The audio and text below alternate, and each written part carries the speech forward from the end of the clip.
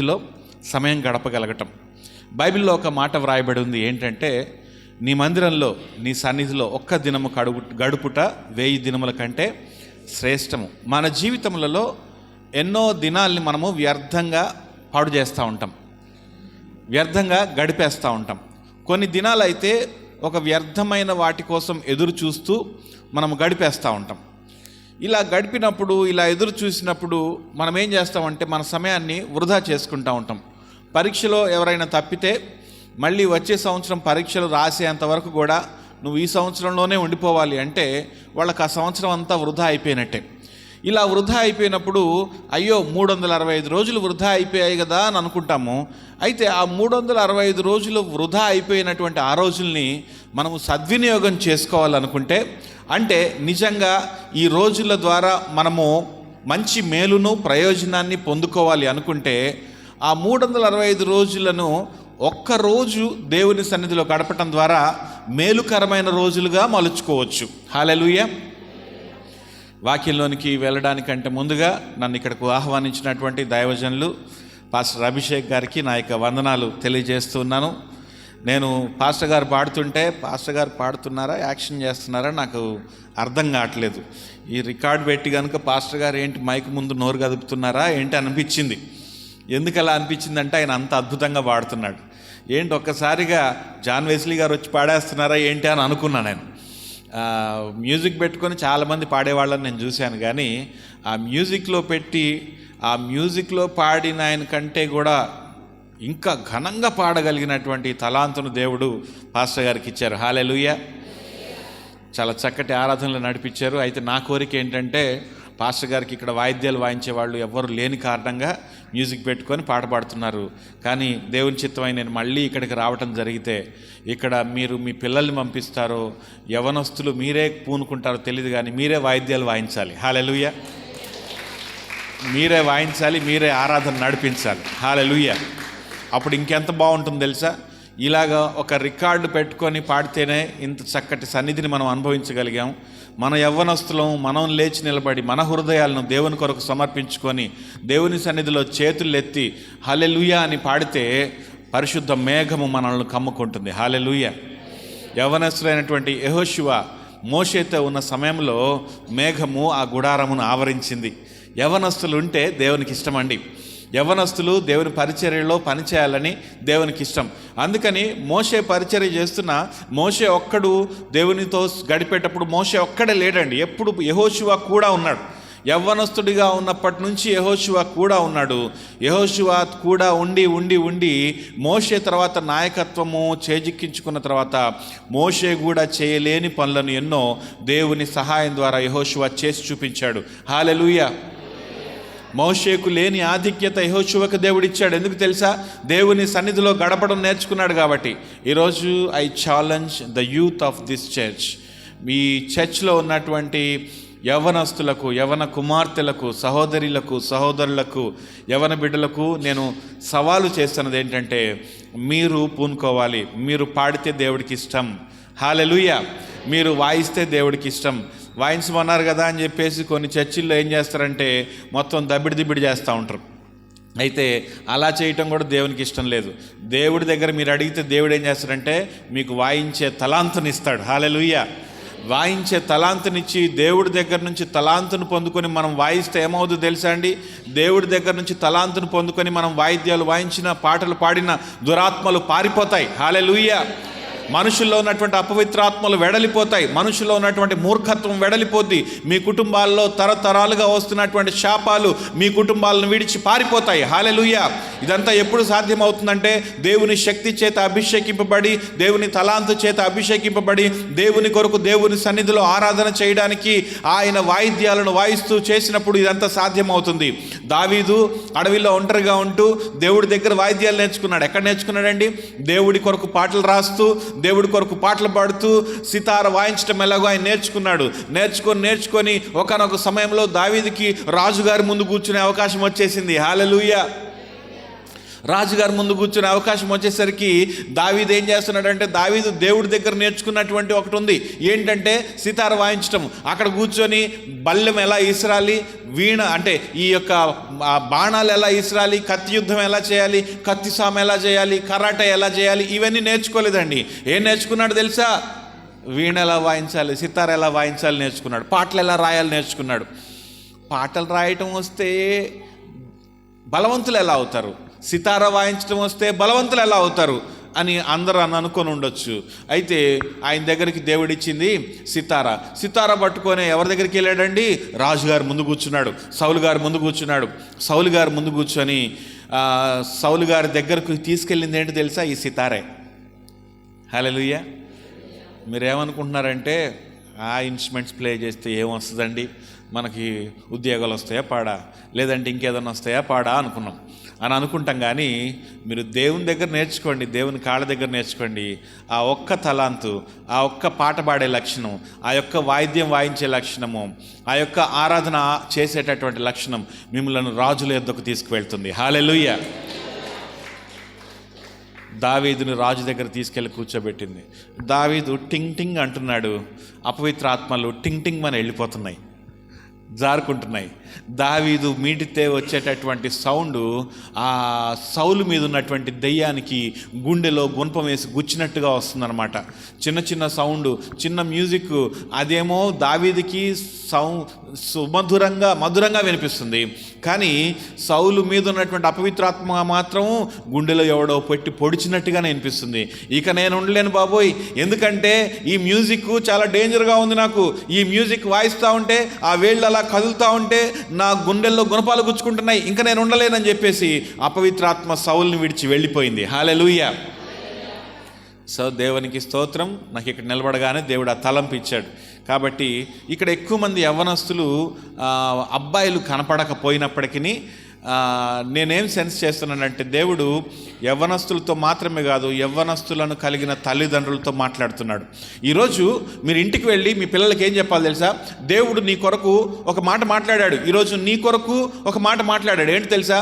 నువ్వు సంఘంలో వాడబడాలి, నీవు సంఘంలో పాట పాడాలి, సంఘంలో వాయిద్యం వాయించాలి, దేవుని సన్నిధిలో కూర్చొని వాయిద్యాలు వాయించడం నేర్చుకోవాలి అని మీరు చెప్పాలి. నేను కూడా ఏం చేసేవాడిని అంటే, చిన్నప్పటి నుంచి వాయిద్యాలు వాయించడం అంటే మహా పిచ్చి. అందరికీ ఎవరైనా చనిపోతే బాధ, మా ఊర్లో ఎవరైనా చనిపోతే నాకు ఎక్కడ లేని సంతోషం. ఎందుకు తెలుసా అండి? వెంటనే మా డాడీకి ఫోన్ వస్తుంది, అయ్యగారు పలానా వాళ్ళు చనిపోయారండి, రాత్రికి భజన చేయాలి. ఓ అవునా అని చెప్పేసి, ఇప్పుడు మామూలుగా చర్చిలో పెద్ద పెద్ద వాళ్ళు వాయిస్తూ ఉంటారు, బాగా వచ్చిన వాళ్ళు వాయిస్తూ ఉంటారు కదండి. వాళ్ళు పిల్లల్ని రానియరు, మేమే వాయించాలంటారు. ఇప్పుడు పిల్లలు కింద కూర్చోవాలి, అక్కడ పిల్లలకు వాయించడానికి ఏముండదు.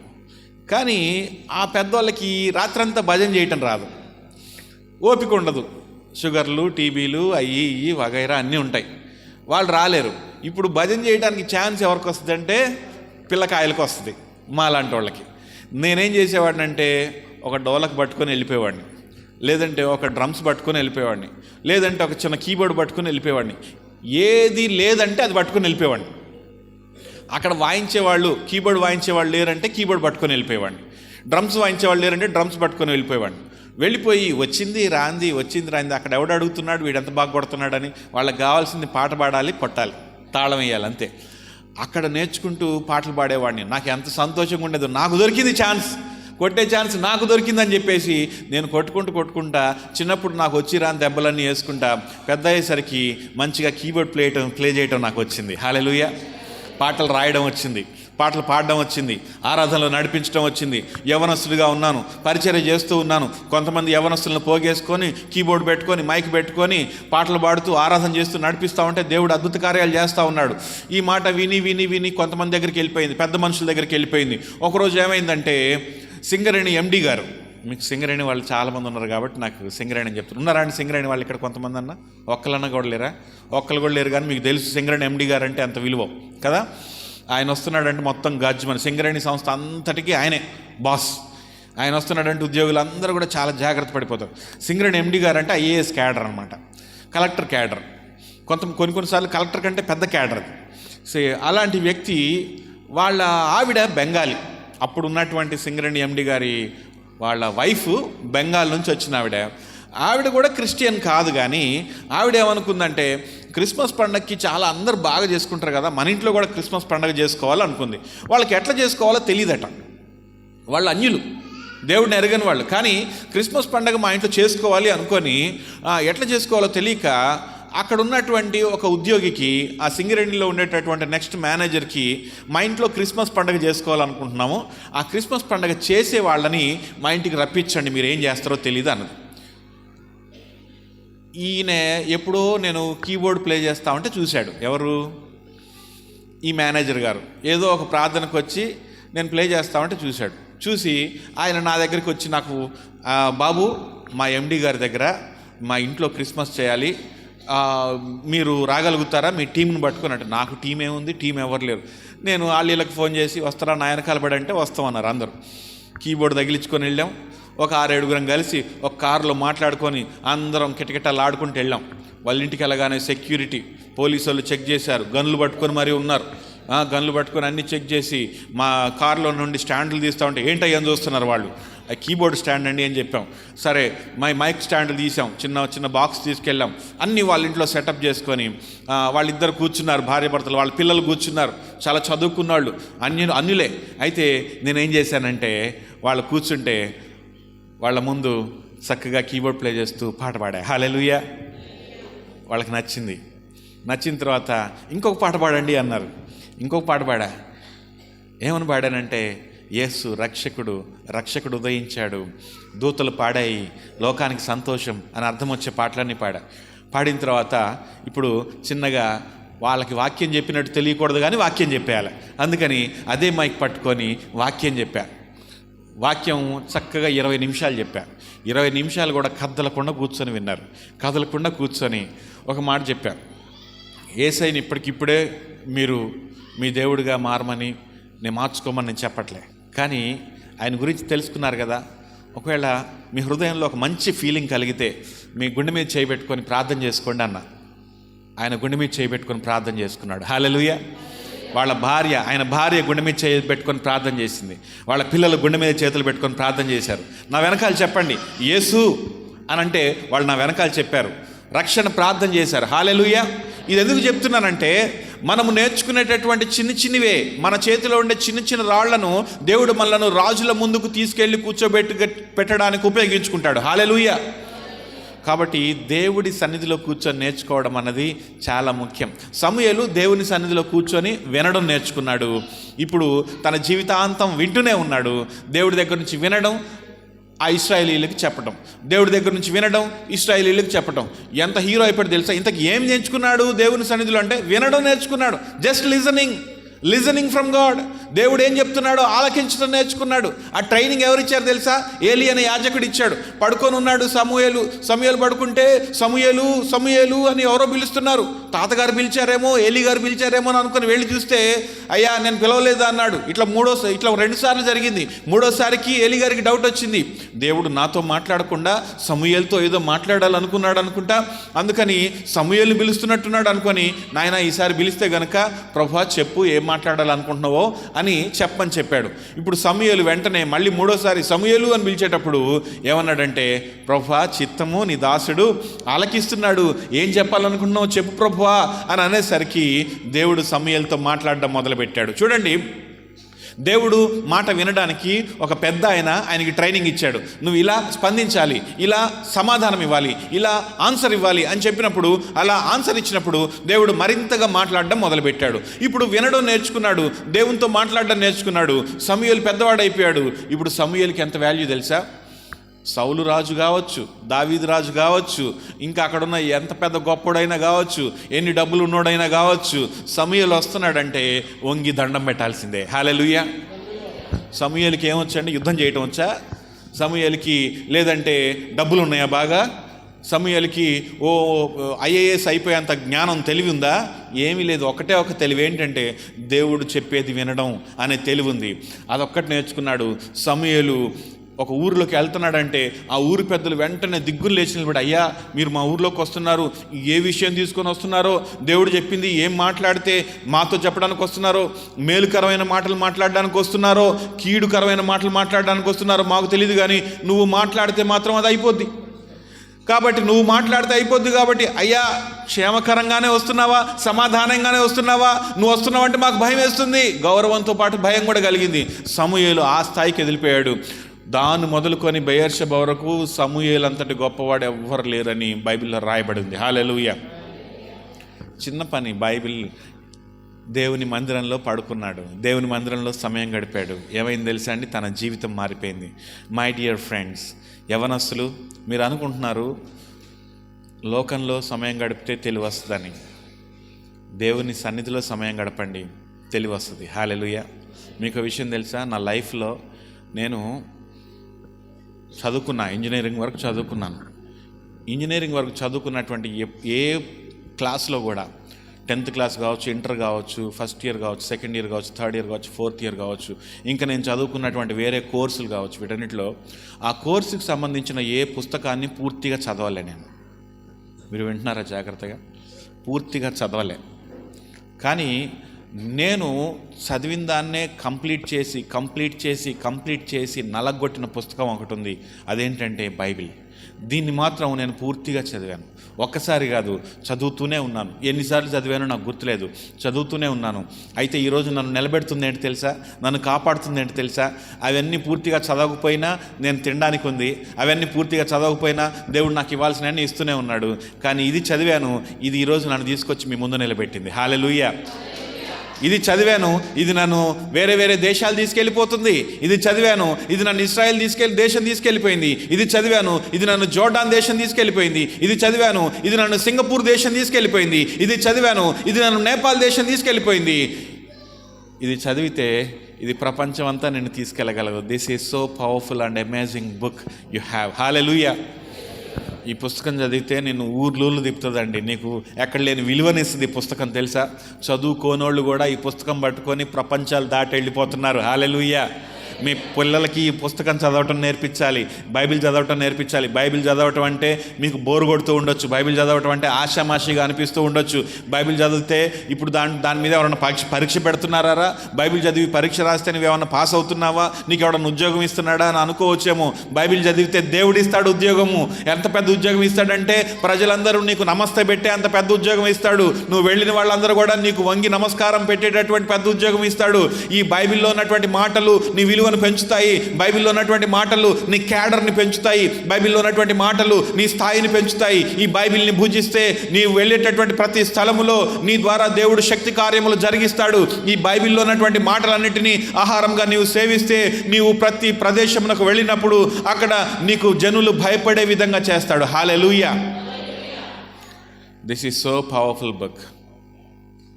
ఇది చదవటం నేర్చుకోవాలి. నేను ఇంకా వాక్యం స్టార్ట్ చేయలే. హల్లెలూయా. అయితే వాక్యంలోనికి వెళ్దాం. ఇదంతా ఎందుకు చెప్తున్నానంటే నాకు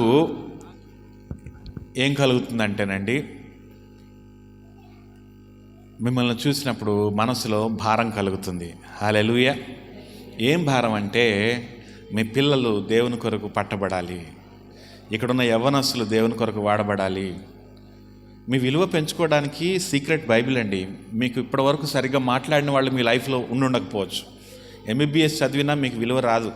ఈరోజు డాక్టర్ చేసినోడికి కూడా దిక్కులేదు. అవునా? డాక్టర్ల విలువను నేను తక్కువ చేసి మాట్లాడట్లే. గొప్ప డాక్టర్ అయితేనే విలువ ఉంది. గొప్ప డాక్టర్ అయితే దగ్గరికే పోతారు. చాలామంది ఎంబీబీఎస్లు చేసి చిన్న చిన్న ఉద్యోగాల కొరకు ఎత్తుకుంటున్నారు. డెంటిస్ట్రీలు చేసి చిన్న చిన్న ఉద్యోగాల కొరకు ఎత్తుకుంటున్నారు. అదేవిధంగా ఫిజియోథెరపీలు చేసి చిన్న చిన్న ఉద్యోగాల కొరకు వెతుక్కుంటున్నారు. నువ్వు డాక్టర్గా అయ్యి స్థిరపడేటప్పటికి నీ వయసు అయిపోతుంది. ఇంజనీర్ అయిపోయిన తర్వాత కూడా మనకి ఫలితం ఉండట్లేదు. ఇవన్నీ ఏంటంటే చదువుకోకండి అని చెప్పడానికి చేయట్లేదు. చదువుకోవాలి. చదువుకుంటేనే ఈ లోకాన్ని ప్రభావితం చేయగలుగుతాం. జ్ఞానం కావాలి, బాగా చదువుకోవాలి. ఇంకొకరిని ప్రభావితం చేసేంతగా, ఇంకొకరు మన మాట వినేంత జ్ఞానంలోనికి మనం రావాలి. అయితే వాటన్నిటికి మించి మనం ఏ జ్ఞానాన్ని సంపాదించుకోవాలంటే పరలోకపు జ్ఞానాన్ని సంపాదించుకోవాలి. పిల్లలకు ఆ పరలోక జ్ఞానం ఉన్నట్లయితే లోకాన్ని ఏలగలుగుతారు. హల్లెలూయా. అమెరికాను అంతటిని పరిపాలించే అధ్యక్షుడంటే ప్రపంచ దేశాలన్నీ భయపడతాయి కదండి. ట్రంప్ వచ్చి ఏం మాట్లాడతాడో, మా దేశం మీద ఏం ఆంక్షలు విధిస్తాడో అని ప్రపంచ దేశాలన్నీ భయపడతా ఉంటాయి. భయపడకపోయినా కనీసం ఏదో ఒకటి ఈడు వచ్చాడంటే ఏదో ఒకటి చేస్తాడని కొంచెం బెదిరి ఉంటుంది శక్తివంతమైన దేశానికి. కానీ ఆ ట్రంప్ మాత్రం అమెరికా దేశంలో ఆయన వెళ్ళే చర్చ్ పాస్టర్ గారి దగ్గరికి వెళ్ళి దండం పెడతాడు. హల్లెలూయా. వాళ్ళ పాస్టర్ గారు వాక్యం చెప్తే నోరు మూసుకొని వింటాడు, ఆయన చెప్తే చేస్తాడు. అమెరికా అధ్యక్షులైనటువంటి జార్జ్ బుష్ వీళ్ళందరూ కూడా ఆ అమెరికాలో ఉన్నటువంటి సువార్థికుల దగ్గర ప్రార్థనలు చేయించుకున్న వాళ్ళే, బిల్లీ గ్రహాం గారి దగ్గర ప్రార్థనలు చేయించుకున్న వాళ్ళే. ఎందుకు తెలుసా? అమెరికాను పరిపాలించేది వాడైతే ఆ అమెరికాని పరిపాలించేవాడు మన దేవుడు. హల్లెలూయా. దేవునికి స్తోత్రం అండి. మీలో ఎంతమంది చాలా సక్సెస్ఫుల్గా విజయవంతంగా కొత్త సంవత్సరంలోనికి ప్రవేశించారు? అందరం ప్రవేశించాం కదండి. అయితే సంవత్సరం ఊరు దాటాం, అంటే ఆ డేట్ దాటింది, న్యూ ఇయర్లోకి వచ్చేసాం, మనకేమీ కొత్తగా ఏమి అనిపించలేదు. కానీ కొత్తదనం మాత్రం కోరుకుంటాం. కొత్త సంవత్సరంలో కొత్త జరగాలని కోరుకుంటాం, కొత్త ఆశీర్వాదాలు రావాలని కోరుకుంటాం, కొత్త ప్రయాణాలు చేయాలని కోరుకుంటాం, కొత్త అభివృద్ధి మనకు కలగాలని కోరుకుంటాం. సో ఇలా కొత్త సంవత్సరంలోనికి ప్రవేశించినప్పుడు పాత సంవత్సరం గురించి మనం ఆలోచించుకుంటాం కదా. అయితే మనము ఎన్ని సంవత్సరాలు దాటినా సరే మనం వెనక్కి తిరిగిన దాన్ని చూస్తే ఆ దాంట్లో విజయాలు ఉంటాయి, అపజయాలు ఉంటాయి. మనము పోయిన సంవత్సరంలో అన్నీ మంచి పనులే చేసాము, మనం తీసుకున్న నిర్ణయాలన్నీ బాగా సఫలమయ్యాయి అని అనుకోవడానికి లేదు. కొన్ని తప్పుడు నిర్ణయాలు కూడా తీసుకున్నాం, కొన్ని తప్పు పనులు కూడా చేశాం, కొన్ని చెడు మాటలు మాట్లాడకూడని మాటలు మాట్లాడాం, వెళ్ళకూడని పద్ధతులకు వెళ్ళాము, చేయకూడని పనులు చేశాము, చెప్పకూడనివి చెప్పాను. దాని ద్వారా కొన్ని అపజయాలను కూడా మనం మూట కట్టుకున్నాం. ఏదైతేనేమి కొన్ని అపజయాలు, కొన్ని జయాలు, కొన్ని గెలుపులు, కొన్ని ఓటములు, వీటన్నింటినీ సంకలో వేసుకొని కొత్త సంవత్సరంలోనికి ప్రవేశించాం.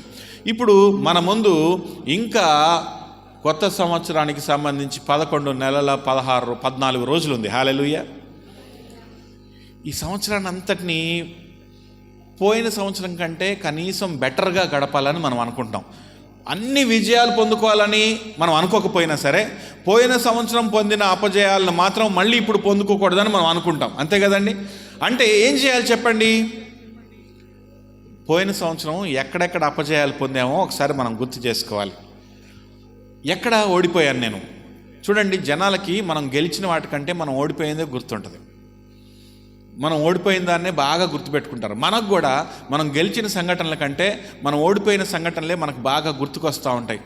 అలా చేయకుండా ఉండాల్సింది. అది ఒక్క మార్కులో పోయిందండి మా బాబుకు ఉద్యోగం, ఒక్క మార్కులో పోయిందండి మా అమ్మాయికి ఉద్యోగం అని మనం బాధపడుతూ ఉంటాం. అయితే చాలా అపజయాలు మూట కట్టుకొని కొత్త సంవత్సరంలోనికి కొత్తగా ప్రవేశించినటువంటి మనము కొత్త సంవత్సరంలో మళ్ళీ అవే అపజయాలను ఎదుర్కోవాలని మనం అనుకోవడం లేదు. ఆ అపజయాలను విజయాలుగా మార్చాలని దేవుడు ఆశిస్తూ ఉన్నాడు. హల్లెలూయా. మీరు ఎక్కడైతే ఓడిపోయారో ఆ ఓడిపోయిన చోట తిరిగి నూతన సంవత్సరంలో గెలుపును, విజయాన్ని అనుగ్రహించాలని దేవుడు మీ పట్ల ఆశను కలిగి ఉన్నాడు. హల్లెలూయా. అయితే అలా నూతన సంవత్సరము గెలుపులోనికి రావాలి అంటే దేవుడు ఈరోజు ప్రత్యేకంగా మనతో మాట్లాడాలని ఆశిస్తున్నాడు. ఒకసారి రాజులు రెండవ గ్రంథము 5వ అధ్యాయము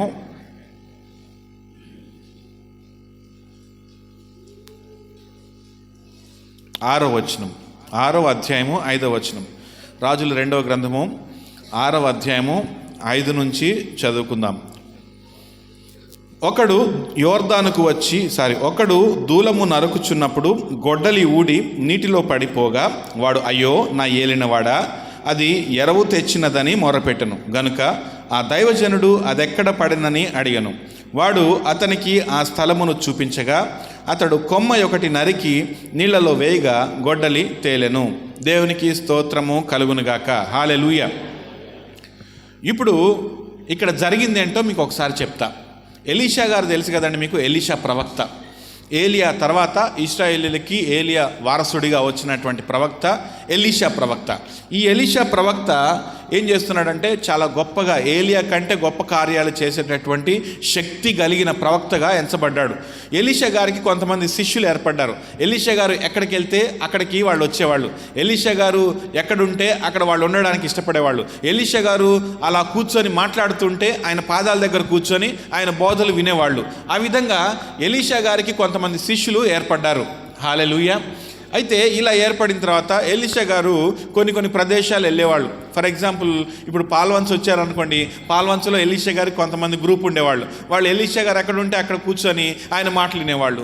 ఉదాహరణకు ఖమ్మం వెళ్ళాడు అనుకోండి ఎలీషా గారు, ఖమ్మంలో కొంతమంది ఉండేవాళ్ళు, అక్కడ ఆయన మాటలు వినేవాళ్ళు. హైదరాబాద్ వెళ్తే హైదరాబాద్లో కొంతమంది ఉండేవాళ్ళు. అలాగా ఎలీషా గారు యోర్దాను తీరాన్ దగ్గరికి వెళ్తే అక్కడ కొంతమంది శిష్యులు ఉండేవాళ్ళు. గిల్గాలు దగ్గరికి వెళ్తే అక్కడ కొంతమంది శిష్యులు ఉండేవాళ్ళు. ఎరికో దగ్గరికి వెళ్తే అక్కడ కొంతమంది శిష్యులు ఉండేవాళ్ళు. బేతేలు దగ్గరికి వెళ్తే అక్కడ కొంతమంది శిష్యులు ఉండేవాళ్ళు. ఇలా ఎక్కడికి వెళ్ళినా అక్కడ కొంతమంది శిష్యులు ఉండేవాళ్ళు ఆయనకి. అయితే ఒకసారి గిల్గాలు అనేటటువంటి ప్రదేశం దగ్గరికి, అంటే ఇవన్నీ కూడా యోర్దాన్ నదికి చుట్టుపక్కల ఉన్నటువంటి ప్రాంతాలే.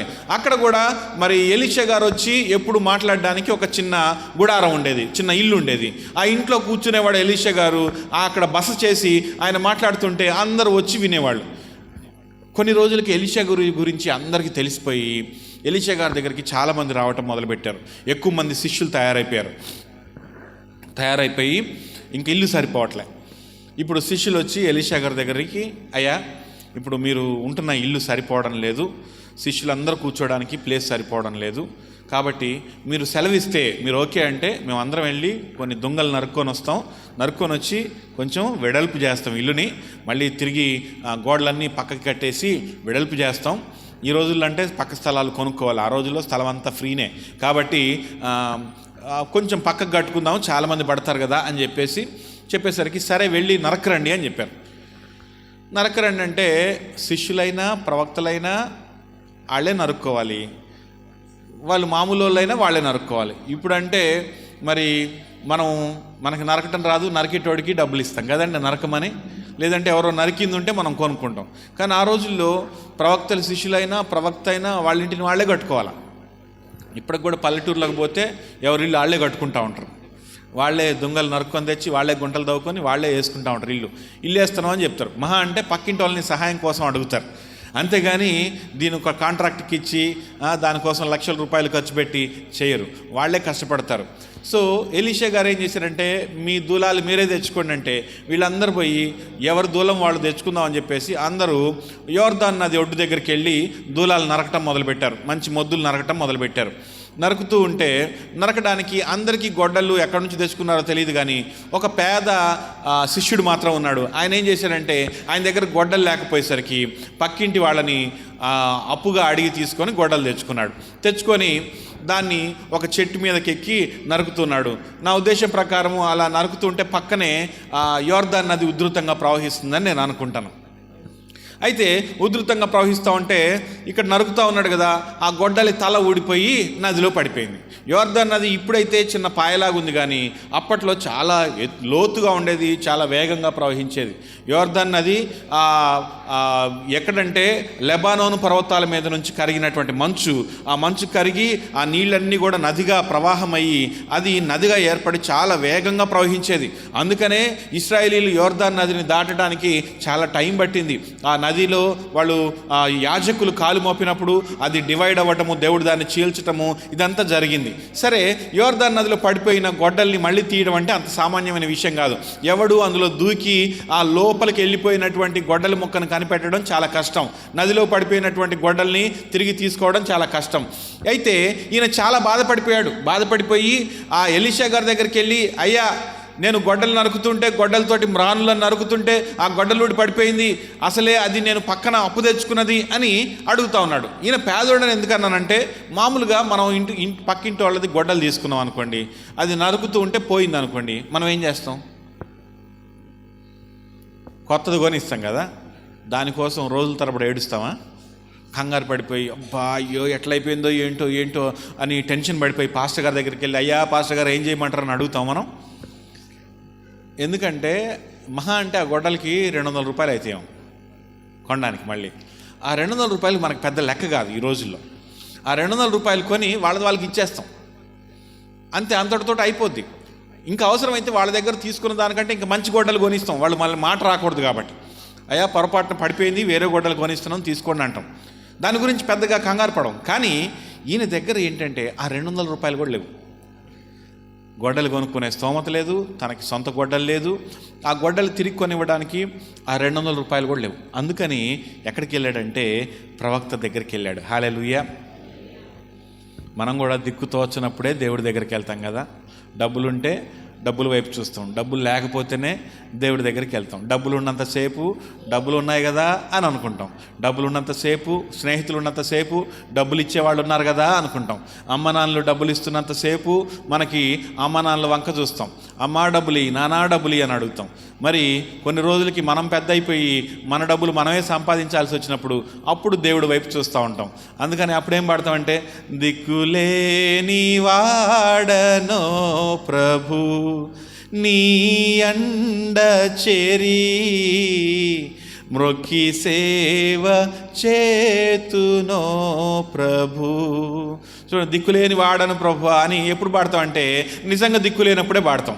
కానీ మనకి మొదటి నుంచి దిక్కు లేదు, మన దిక్కు ఆ దేవుడు మాత్రమే అని ఎప్పుడైతే గ్రహిస్తామో అప్పుడు మొదటి నుంచే ఈ పాట పాడతాం కదండి. మనం కూడా మనకి ఏదైనా అవసరం రాగానే ఫస్ట్ మనకు డబ్బులు ఎవరిస్తారా అని ఆలోచిస్తాం. ఫస్ట్ మన మైండ్ అక్కడే పోద్ది. రేపు ఈఎంఐ కట్టాలి, ఎవరిని అడుగుదాం? అక్కని అడుగుదామా, చెల్లిని అడుగుదామా, మన ఫ్రెండ్ని అడుగుదామా, లేదంటే వాళ్ళు రూపాయి వడ్డీకి ఇస్తారట వాళ్ళని అడుగుదామా? ఏ ఆలోచనలు వస్తాయి కదండి. కష్టం రాగానే ఫస్ట్ దానికి పరిష్కారము మనమే ఆలోచిస్తాం, మన శక్తితోటి ఆలోచిస్తాం. కానీ దేవుడు ఏమంటున్నాడు తెలుసా? నీ శక్తితో ఆలోచిస్తే నీ శక్తి మేరకే నువ్వు పొందుకుంటావు. చూడండి, నీ శక్తితో ఆలోచిస్తే నీ శక్తి మేరకే నువ్వు పొందుకుంటావు. కానీ నా శక్తి మీద ఆధారపడితే నేను నువ్వు కష్టపడకుండా అన్నీ ఇవ్వగలుగుతాను. హల్లెలూయా. ఈయనకి 2 ఆప్షన్స్ ఉంటాయి. ప్రవక్తల శిష్యుల దగ్గరికి వెళ్ళి, నేను పేదోడినని మీకు తెలుసు కదా, గొడ్డలు పడిపోయింది, మీరందరూ ఇప్పుడు వాళ్ళు నన్ను వదిలిపెట్టరు గొడ్డలు ఇవ్వకపోతే. ఇంకొకటి, ఆ రోజుల్లో గొడ్డలు చాలా ఇంపార్టెంట్, ప్రతి ఒక్కరికి జీవనాధారం అది. సో ఈ గొడ్డలి నేను కొనియాలి కాబట్టి అందరూ చెరకు 10 రూపాయలు వేసుకొని నాకు కొంచెం గొడ్డలు కొనిరా అని అడిగితే వాళ్ళు సహాయం చేసి ఉండేవాళ్ళేమో కదా. వాళ్ళ స్నేహితులను అడగలేదు, కానీ డైరెక్ట్గా ఎక్కడికి వెళ్ళాడంటే ప్రవక్త దగ్గరికి వెళ్ళాడు, దేవుడి దగ్గరికి వెళ్ళాడు. దేవా, దీనికి సొల్యూషన్ ఏంటి? తన సొంత మార్గాన్ని ఎంచుకోలేదండి. తన సొంత మార్గాన్ని ఎంచకుండా ప్రవక్త దగ్గరికి వెళ్ళినప్పుడు ఇప్పుడు ప్రవక్త ఏం చేశాడు తెలుసా? అందరి దగ్గర డబ్బులు వసూలు చేసి తనకు కొనిలేదు, పోయిందాన్ని తిరిగి తెప్పించగలిగాడు. హల్లెలూయా. రూపాయి ఖర్చు పెట్టకుండా పని అయిపోయింది. మన శక్తితోటైతే దానికి 250 రూపాయలు ఖర్చు పెట్టాలి, కానీ దేవుడి శక్తితోటైతే రూపాయి ఖర్చు పెట్టకుండా పని అయిపోయింది. సరే, ఇప్పుడు ఏమైందో చూద్దామండి. ముందు అడిగినటువంటి ప్రశ్న ఏంటో మనం చూద్దాం. ఈ ఎలీషా గారు, ఈ ప్రవక్త శిష్యుడు వచ్చి ఎలీషా గారిని అడగగానే ముందు అడిగినటువంటి ప్రశ్న ఏంటంటే, అది ఎక్కడ పడెను అని అడిగాడు. ఏం చెప్పండి? అది ఎక్కడ పడెను. ఈరోజు ఒక ప్రశ్న దేవుడు మిమ్మల్ని అడుగుతున్నాడు. పోయిన సంవత్సరం అంతా దాటేసి వచ్చారు కదా, పోయిన సంవత్సరంలో కొన్ని అపజయాల్ని మూట కట్టుకున్నారు కదా, పోయిన సంవత్సరంలో కొన్ని మీరు అనుకున్నట్టు జరగలేదు, మీకు నష్టం జరిగింది కదా, పోయిన సంవత్సరంలో కొన్ని విషయాల్లో మీరు కన్నీరు కార్చారు కదా, పోయిన సంవత్సరంలో మీరు కొన్ని విషయాల్లో దుఃఖపడ్డారు కదా. అయితే మీరు దేవుడి దగ్గరికి వెళ్ళినప్పుడు దేవుడు ఏమంటున్నాడంటే అది ఎక్కడ పడెను అని అడుగుతున్నాడు. ఏది ఎక్కడ పడెను అంటే మీరు ఎక్కడ తప్పు చేశారు అని అడుగుతున్నాడు. హల్లెలూయా. ఒకసారి మనము పరిశీలించుకోవాలి, ప్రశ్నించుకోవాలి. కొత్త సంవత్సరంలోనికి వచ్చి మనము అట్లాగే ప్రయాణిస్తూ వెళ్ళిపోతే కొత్త సంవత్సరంలో కూడా అవే తప్పులు చేస్తామండి. ఈరోజు దేవుడు మనతో ఏమంటున్నాడంటే, ఒక క్షణం ఆగండి, అప్పుడే మీరు తొందరపడి వెళ్ళిపోవద్దు.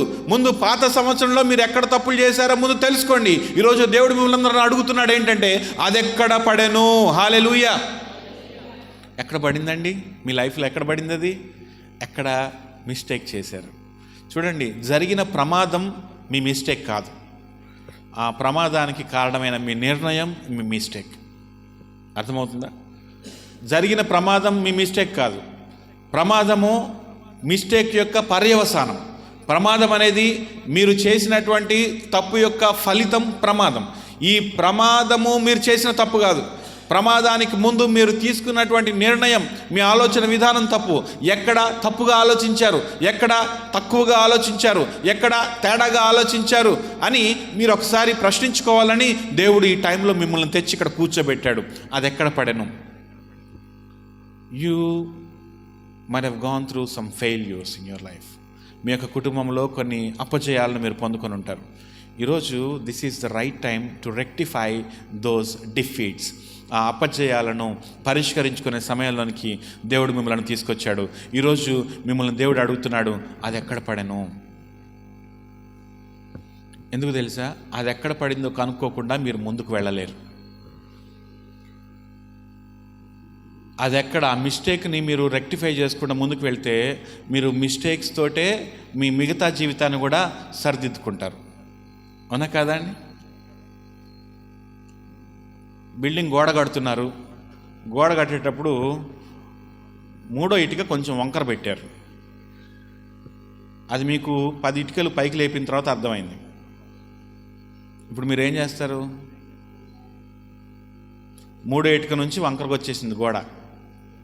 ఇప్పుడు ఏం చేస్తారు చెప్పండి? వస్తే వచ్చిందిలే, కొంచెం వంకర కదా, 2 అంతస్తులు కట్టుకుందాం అని కట్టుకుంటారా? ఏమైందండి కట్టుకుంటే? కూలిపోద్ది ఖచ్చితంగా. ఎందుకంటే కొంచెం వంకర కూడా ఉండకూడదు. కొంచెం వంకర ఉన్నా నిలబడదు గోడ. నిటారుగా ఉంటేనే, ఒకదాని బరువు ఇంకో దాని మీద పడితేనే కరెక్ట్గా అప్పుడు గోడ నిలుస్తుంది. వంకర అయిందనుకోండి, ఇప్పుడు ఏం చేస్తారు తెలుసా? నీకు నష్టం అయితే అయింది, ముందు ఎక్కడి నుంచి తేడా మొదలైందో అక్కడ వరకు గోడ కూలగొట్టేసి మళ్ళీ మీరు కడతారు. కక్కుర్తి పడ్డారనుకోండి, వంకర గోడలతో జీవించాలి. మిగతా పైన మీరు ఎన్ని అంతస్తులు వేయాలనుకుంటే అన్ని అంతస్తులు వేయటం కుదరదు. You cannot build your life, build your career with mistakes. మీరు తప్పులతోటి మీ జీవితాన్ని నిర్మించుకోలేరు. తప్పులను సరి చేసుకొని ఆ పైన మీ జీవితాన్ని పేర్చుకుంటూ పోవాలి. ఈరోజు దేవుడు ఆ తప్పు ఎక్కడ జరిగింది అని అడుగుతున్నాడు. ఆ అపరాధం ఎక్కడ జరిగింది, ఆ పాపం ఎక్కడ జరిగింది, ఆ తేడా ఎక్కడ జరిగింది అని దేవుడు మిమ్మల్ని ప్రశ్నిస్తూ ఉన్నాడు. మీరేం చేయాలంటే ఒకసారి ఆగి, నిజమే కొన్ని జయాలైతే పొందుకున్నాను, కానీ కొన్ని విషయాల్లో ఓడిపోయాను. అలా ఓడిపోవడానికి కారణం ఏమైంది? అలా ఓడిపోవడానికి పరిస్థితులు ఏవి దారి తీశాయి అని ఆలోచించుకోవాలి. హల్లెలూయా. అది ఎక్కడ పడిందో తెలియకపోతే మీ జీవితంలో ఆ విషయంలో అద్భుతం జరగదు. హల్లెలూయా. తప్పుతోటి మీ నిర్ణయాలు, తప్పుతోటి మీ జీవితాన్ని కట్టుకుంటున్నారేమో. ఎక్కడో వంకర బుద్ధి చూపించాం మనం. ఆ వంకర బుద్ధి ఎక్కడ చూపించాం? ఆ వంకర బుద్ధి విషయంలో నువ్వు పశ్చాత్తాపడాలి. ముందు ఆ విషయంలో దేవునితో మళ్ళీ ఏకం అవ్వాలి. ఆ విషయంలో దేవుని దగ్గరికి రావాలి. అప్పుడే మిగతా జీవితం అంతా తిన్నగా ఉంటుంది. వంకర బుద్ధి ఉంటే ఉండనీలే, ఇట్లా కంటిన్యూ అవుదాం అనుకుంటే ఆ పాత దాని మీదే నీవు కంటిన్యూ అయిపోతూ ఉంటావు. అది ఎక్కడ పడెను? ప్రవక్త మామూలుగా దాన్ని బయటికి తీయొచ్చు, కానీ అది ఎక్కడ పడెనో తెలుసుకున్న తర్వాతే కార్యం జరిగింది. హల్లెలూయా. అది ఎక్కడ పడినో అని తెలుసుకొని ఇప్పుడు ఒక కొమ్మ విరిచి అది పడిన చోటే వేసాడు. చూడండి, you need healing where there is a wound. ఎక్కడ గాయం ఉందో అక్కడ మందు రాయాలి. అంతేగాని గాయం ఇక్కడైతే నువ్వు ఇక్కడ రాసుకుంటే మందు ఎట్లా కుదురుతుందండి? కుదరదు. అందుకని గాయం ఎక్కడైందో నువ్వు కనిపెట్టుకోగలగాలి. నీ జీవితంలో గాయం ఎక్కడ జరిగింది, ఎక్కడ గాయపడ్డావు, ఆ గాయపడ్డానికి కారణం ఏంటి, అది నువ్వు తెలుసుకొని అక్కడ మందు రాసుకోవాలి. అక్కడ యేసుని నీవు ఆహ్వానించాలి. ఎలాంటి పాపములో నీవు యేసు లేకుండా నీవు పడిపోయావు ఒకసారి ఆలోచించండి. యేసు లేని కారణంగా నీవు ఎలాంటి పాపంలో పడిపోయావు, అక్కడ యేసుని ఆహ్వానించు. ఆ తప్పులు ఏమై ఉండొచ్చు తెలుసా? అబద్ధం ఆడటం అనే తప్పు అయి ఉండొచ్చు. ఇంకొకరి మీద అసూయతోటి నీవు చేసిన పని తప్పై ఉండొచ్చు. కొన్నిసార్లు మనం ఏం చేస్తాం తెలుసా అండి? మనలో ఉన్నటువంటి అహం కోసము మనం తప్పులు చేస్తాం. అహం కోసం తప్పులు చేస్తాం. అది మనకు నష్టంగానే మిగిలిపోద్ది. ఒకసారి నేను కోటి సెంటర్లో ఏదో కొనుక్కోవడానికి వెళ్ళాము. కొనుక్కొని వస్తూ ఒక దగ్గర బజ్జీలు కొనుక్కున్నాం. అక్కడ బాగుంటాయంటే బజ్జీలు కొనుక్కొని అవి తినాలంటే కారు ఆపుకోవాలి. కోటి సెంటర్లో ఎక్కడ పడితే అక్కడ కారు ఆపుకోవడం కుదురుతుందా? కుదరదు. కాబట్టి ఏం చేశానంటే, ఒక దుకాణం ముందు కారు ఆపుకోబోతుండగానే అక్కడ ఏంటంటే వాడి షాప్లో కొంటాను అంటేనే వాడు ఏం చేస్తాడంటే కారు ఆపుకొని ఇస్తాడు. లేదంటే ఇక్కడ పెట్టకండి అంటారు. అరే కొంచెం 2 నిమిషాలు ఇట్లా తినేసి వెళ్ళిపోతాం మళ్ళీ అని అంటే వాడు ఒప్పుకోలేదు. లేదు, నై అంటున్నాడు వాడు. నాకు చాలా కోపం వచ్చింది. ఇప్పుడు వాడిని నెల్లగొట్టిన దానికి వాడు పశ్చాత్తాపపడేలా చేయాలని నాకు కోపం వచ్చింది. నేను 2 నిమిషాలు పర్మిషన్ అడిగితే కూడా వాడు ఒప్పుకోవట్లేదు. ఆడి బాబు సొత్తులాగా వాడు రోడ్డు వాడిదా అని చెప్పేసి నాకు కోపం వచ్చింది. కోపం వచ్చి ఏం చేశానంటే ఆడి ముందు షాప్కి ఆపా. అన్నీ ఒకే షాపులు ఉంటాయి వరుసగా, తెలుసు కదా, అన్నీ ఒకే షాప్, అన్ని మోటార్లు అమ్ముతూ ఉంటారు అక్కడ. మోటార్లు అమ్మే షాప్ దగ్గర ముందు షాప్ వాడు తప్పితే వాడు నా దగ్గరికి వచ్చాడు. వచ్చి రాగానే వాడితో ఏమన్నానంటే, నీ షాప్లోనే కొనబోతున్నా, 1 నిమిషం ఆగని చెప్పా. వాడు వెంటనే ఓకే సార్ అన్నాడు. ఓకే సార్ అని చెప్పేసి అక్కడ ఆపుకొని నెమ్మదిగా బజ్జీ తింటా ఉంటే వీడికెళ్ళి చూస్తున్నాడు. చూసి ఏంటి వాడు అక్కడ ఉంటే పోనీ పంపించట్లేదేంటి కారాయన్ని అని చూస్తుంటే ఉండు అన్నాడు అని చేసేసి బజ్జీలు కంప్లీట్ చేసుకొని, ఇప్పుడు నాకు యాక్చువల్గా ఆ మోటార్ షాప్లో ఏది కొనే అవసరం లేదు, ఒక్కటి కూడా కొనే అవసరం లేదు, నాకు అసలు మోటార్లతో పనే లేదు. కానీ ఇంత ఘనంగా అక్కడ కారు ఆపుకున్నా కదా, ఇప్పుడు ఎందుకు ఆపుకున్నా తెలుసా? వీడు పశ్చాత్తాపడాలి నన్ను అక్కడ కారు ఆపుకోవద్దు అన్నందుకు. ఏం చేశానంటే అక్కడికి పోయి ఏమున్నాయి అని చెప్పేసి, మాకేం అవసరం ఉంటాయి అని చెప్పేసి, భవిష్యత్తులో ఒకవేళ మా మోటార్ పాడైపోతే ఇంకొక మోటార్ అవసరం అవుతుందేమో, ఒక చిన్న మోటార్ కొందాం అని చెప్పేసి, ఈ మోటార్ ఎంత అంటే వాడు 3500 అన్నాడు. సరే బేరం ఆడి మోటార్ కొనుక్కున్నా. మోటార్ కొనుక్కొని వాడికి వెళ్ళి గర్వంగా చూసుకుంటూ వచ్చి కారు ఎక్కా నేను. వాడు ఇప్పుడు ఏమనుకుంటాడు మనసులో, అబ్బా ఆ సార్ని మనమే ఆకుంటే మన దగ్గరే కొనేవాడు కదా అని అనుకుంటాడు కదా. అలా అనుకోవాలని నా ఇగో, అర్థమైందా? అలా అనుకోవాలని నాకు అవసరం లేకపోయినా 3500 రూపాయలు పెట్టి ఒక చిన్న మోటార్ కొనుక్కొని దాన్ని కారులో పెట్టుకొని, ఇంతగా నేను తినాలనుకున్నది 15 రూపాయల బజ్జీలు. ఇప్పటికి కూడా ఆ మోటారు అట్లాగే పడింది, ఒక్కసారి కూడా దాన్ని వాడలేదు. ఇప్పటికి 3 సంవత్సరాలు అవుతుంది కొని. ఎప్పుడు వస్తుంది దాని ఉపయోగం చూస్తాను కానీ ఇప్పటి వరకు రావట్లేదు. ఎందుకు తెలుసా అండి? అదే 3,000 లేక నేను చాలాసార్లు ఇబ్బంది పడ్డాను నా లైఫ్లో. నాకు 3,000 తక్కువైనాయి అనుకున్నప్పుడల్లా ఆ మోటార్ గుర్తొస్తుంది నాకు. ఎందుకంటే ఆ 3,000 ఆ రోజు ఖర్చు పెట్టి ఉండకపోతే ఆ 3,000 ఈరోజు నా దగ్గర ఉండేవి అనే ఫీలింగ్. చూడండి, మన జీవితాన్ని మిస్టేక్స్ తోటి, ఈగోతోటి, అహంతోటి నిర్మించుకోలేము. ఏం చేయాలి తెలుసా? తప్పులు చేస్తాం కానీ సరిదిద్దుకోవాలి. నేను అది ఎప్పుడైతే గ్రహించుకున్నానో, ఎస్, నా ఈగోకు పోయి 3,000 ఖర్చు పెట్టా. వాడు ఎల్లగొడితే ఎల్లగొట్టిండు, కొద్దిసేపు పొట్లం పక్కన పెట్టి ఇంటికి వెళ్ళిపోయి తింటే అయిపోయేది కదండి. కానీ కాదు, చాలాసార్లు మనం ఈగో కోసం పనిచేస్తూ ఉంటాం. పట్టింపులకు పోతాం, పట్టింపులకు పోయి పరువు పోగొట్టుకుంటాం, పట్టింపులకు పోయి డబ్బులు పోగొట్టుకుంటాం, పట్టింపులకు పోయి ఆయాసపడతాం, పట్టింపులకు పోయి 5 నిమిషాలు నడవాల్సింది 50 నిమిషాలు నడుస్తాం, పట్టింపులకు పోయి చిన్నదాంతో గోటితో పోయేది గొడ్డల దాకా తెచ్చుకుంటాం. ఈ పట్టింపులు ఎక్కడ నువ్వు పట్టించుకున్నావు అది నేర్చుకోవాలి, ఈరోజు అది తెలుసుకోవాలి. దేవుడు అది గుర్తు చేస్తున్నాడు. నువ్వు ఎక్కడ పట్టుదలకు పోయావు? పట్టుదలకు పోయి నీ గొప్పతనాన్ని చూపించుకోవాలని అనవసరంగా కొన్న వస్తువులను మీరు జ్ఞాపకం చేసుకోండి. పట్టుదలకు పోయి మీ గొప్పతనం కోసము మీ స్థాయి 10 లక్షలు అయితే 20 లక్షలు పెట్టి కారు కొన్నారేమో. పట్టుదలకు పోయి మీ గొప్పతనం చూపించుకోవడానికి మీ స్థాయి 50,000 రూపాయల బైక్ అయితే 3.5 లక్షల బైక్ కొన్నారేమో. ఏమండి, హోండా యాక్టివా మీద వెళ్ళొచ్చు, జావా బైక్ మీద కూడా వెళ్ళొచ్చు, ఎన్ఫీల్డ్ మీద వెళ్ళొచ్చు, హార్లే డేవిడ్సన్ బైక్ మీద కూడా వెళ్ళొచ్చు,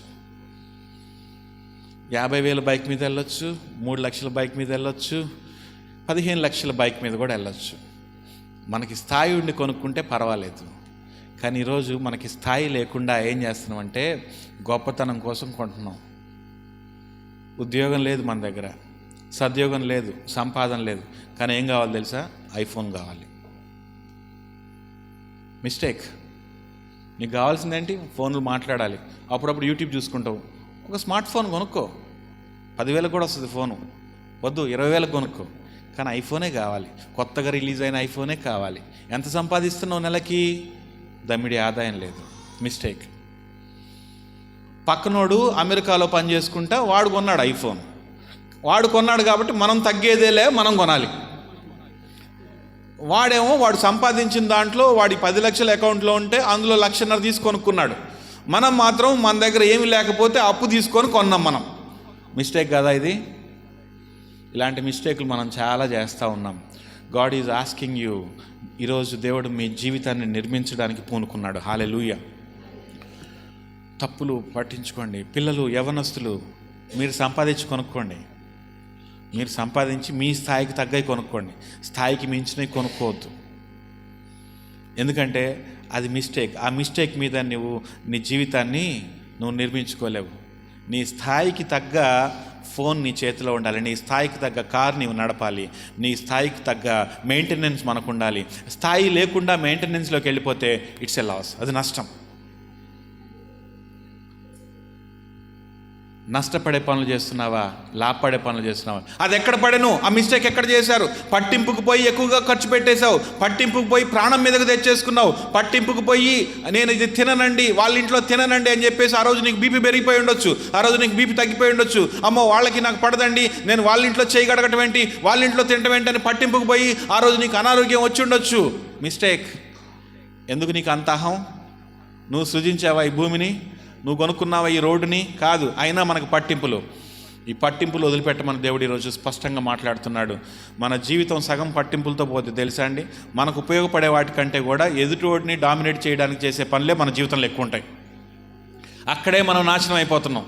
ఎదుటోడి కంటే నేను ఎక్కువ అని చూపించుకోవడానికే సగం లైఫ్ స్టైల్ మంది ఉంటుంది. మింగ మెతుకు లేదు మీసాలకు సంపెంగ నూనె.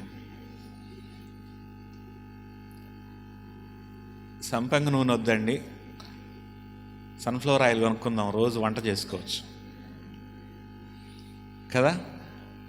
పేదరికంలో ఉండమని చెప్పట్లే. పేదరికం పోవాలంటే ఏం చేయాలంటే అక్కడ ఏం వేయాలంటే కొమ్మనేయాలి, యేసు అనే కొమ్మ వేయాలి. హల్లెలూయా. నువ్వు ఎక్కడ పడిపోయావు, ఎక్కడ నీకు లోపం వచ్చింది, ఎక్కడ నీవు లోపిస్తున్నావు, ఎక్కడ నువ్వు కిందకి ఉండిపోతున్నావు, ఎక్కడ తగ్గిపోయి ఉంటున్నావు, అక్కడ యేసుక్రీస్తు నీ జీవితంలోనికి రావాలి. హల్లెలూయా. ఎలీషా ఎక్కడ పడినో అని అడిగి ఆ సేవకుడు, ఆ శిష్యుడు అది ఎక్కడ పడిందో చూపించిన తర్వాత అక్కడ కొమ్మను విడిచి వేసినప్పుడు ఏమైంది తెలుసా అండి? గొడ్డలి తేలింది. హల్లెలూయా. నీ మిస్టేక్ తొలగిపోవాలి అంటే, నీ మిస్టేక్ ద్వారా నీవు పొందిన నష్టానికి ప్రతిగా ఫలితాన్ని పొందుకోవాలనుకుంటే ఆ మిస్టేక్ స్థానంలో నువ్వు ఎక్కడ వేయాలంటే నువ్వు ఒక కొమ్మనేయాలి. ఆ కొమ్మ ఎవరో కాదు, యేసు అనే కొమ్మనేయాలి. యేసు అనేటువంటి కొమ్మను ఆ మిస్టేక్ స్థానంలో నువ్వు వేసినట్లయితే, అక్కడ యేసు రావడానికి నీ ఆహ్వానించినట్లయితే, నీ గర్వంలోనికి యేసును ఆహ్వానించు, నీ అతిశయము దగ్గర యేసును ఆహ్వానించు, నీ యొక్క తిండిపోతు తనం దగ్గర యేసును ఆహ్వానించు, నీ తిరుగుబోతు తనం దగ్గర యేసును ఆహ్వానించు, అబద్ధాలు చెప్పే స్వభావం దగ్గర యేసును ఆహ్వానించు. కొంతమంది స్వభావం ఏంటో తెలుసా? నోరు ధరిస్తే కూడా మంచి అబద్ధం ఉన్నది చెప్పరు. మామూలుగా అడిగినా సరే వాళ్ళకి అలవాటు ఏంటంటే, ఎక్కడ ఉన్నావు అని అడిగాం అనుకోండి పొరపాటున, వాళ్ళు పాల్వంచులుంటే హైదరాబాద్లో ఉన్నా నీకెందుకు అంటారు. తిన్నగా మాట్లాడటమే రాదు, అబద్ధం చెప్పకపోతే తెల్లారదు, అబద్ధమే చెప్పాలి. ఏంటండి బాగుందా మీ లైఫ్ అని కొంతమందిని అడుగుతాను. అడిగినప్పుడు ఏం చెప్పమంటారండి? ఏం లేదు అంతా అంటారు. మీకు విషయం తెలుసా? దేవుడు మిమ్మల్ని ఆశీర్వదించి కూడా నాకేం లేదని చెప్పుకుంటుంటే దేవుడిని అవమానిస్తున్నాం. ఎలా ఉందండి లైఫ్ అంటే, దేవుని కృప ద్వారా బ్రహ్మాండంగా ఉందండి చెప్పాలి. హల్లెలూయా. దేవుడు నాకు కావాల్సినంత ఇస్తున్నాడండి. చిన్న చిన్న సమస్యలు ఉన్నాయి, కానీ వాటిని కూడా దేవుడు తొలగిస్తాడు. హల్లెలూయా. ఇది చెప్పాలి. వ్యాపారం ఎట్లా నడుస్తుంది అనగానే చాలు, ఏం కొంపలు అంటకపోతే చెప్పేస్తే ఏమీ లేదండి, బ్యాంకులో 20 లక్షలు ఉంటాయి, బ్యాంకులో 1 కోటి రూపాయలు ఉంటాయి, ఏమీ లేదండి అంటే నిజంగానే ఏమి ఉండకుండా పోతాయి. జాగ్రత్త. నీ నోరే నీ మంత్రం. నువ్వు డబ్బులు ఉంచుకొని ఏమి లేదండి అన్నావు అనుకో, అక్కడ నిజంగానే ఉండవు. జాగ్రత్త. మీ నోటికి శక్తి ఉంది. అందుకని ఎవరన్నా అప్పు అడిగినప్పుడు, ఏమండి నా అకౌంట్లో 24,53,252 రూపాయలు ఉన్నాయండి అని చెప్తారా మీరు? అప్పుడేం చెప్పాలి మరి? ఏమండి నాకు కావాల్సిన డబ్బులు నా అకౌంట్లో ఉన్నాయి, కానీ అవి నేను మీకు ఇచ్చే స్థితిలో లేను, వేరే ఉపయోగం కోసం పెట్టుకున్నాను, దయచేసి మీరు వేరే ప్రయత్నాలు చేయండి, అయితే మీకు దాన్ని దేవుడు దయచేయాలని నేను ప్రార్థన చేస్తా అని చెప్పాలి. హల్లెలూయా. అలా చెప్పి నిజంగా ప్రార్థన చేయాలి. లేదు మీరు ఇవ్వగలరు అనుకోండి, 1 లక్ష రూపాయలు ఇవ్వండి, తప్పులేదు. ఇవ్వద్దని చెప్పాను నేను, చెప్పలేదు. సహాయం చేయగలిగితే చేయండి. ఈరోజు ఎందుకంటే ఇవన్నిట్లో మనం మిస్టేక్స్ చేస్తున్నాము. అది ఎక్కడ పడేను, అది ఎప్పుడైతే అది ఎక్కడ పడిందో నువ్వు తెలుసుకుంటావో అక్కడి నుంచి నీ రిపేర్ స్టార్ట్ అవుతుంది. హల్లెలూయా. అక్కడ నుంచే నీ జీవితం తిరిగి కట్టబడటం స్టార్ట్ అవుతుంది. అక్కడి నుంచే నీ జీవితం తిరిగి నిర్మించబడటం స్టార్ట్ అవుతుంది. ఇప్పుడు యేసయ్య కొమ్మ పడినప్పుడు ఏమైంది తెలుసా అండి? గొడ్డలి తేలింది. గొడ్డలి తల ఇనుముతో తయారు చేయబడి ఉంటుంది కదా, ఇనుము తేలుతుందా మునుగుతుందా? మునిగిపోయింది. ఏమైంది? తేలింది. నువ్వు మళ్ళీ ఉపయోగపడాలంటే మునిగిపోయి నువ్వు తేలాలి. హల్లెలూయా. నీ గుండె ఇనుములాగా గట్టిగా అయిపోయింది. మీ గుండె ఎట్లుంది? రాతి వలె గట్టిగా అయిపోయింది. రాయిలాగా మునిగిపోయి ఉన్నావు, నువ్వు నీళ్లలో మునిగిపోయి ఉన్నావు. నీళ్లలో మునిగిపోయి ఉంటే మునిగిపోయిన బండలాగానే తయారవుతావు. కనీసం మునిగిపోయిన బండ బయటకు వస్తే సాకిరేవు దగ్గర సాకలి బండలాగన్నా ఉంటావు నువ్వు.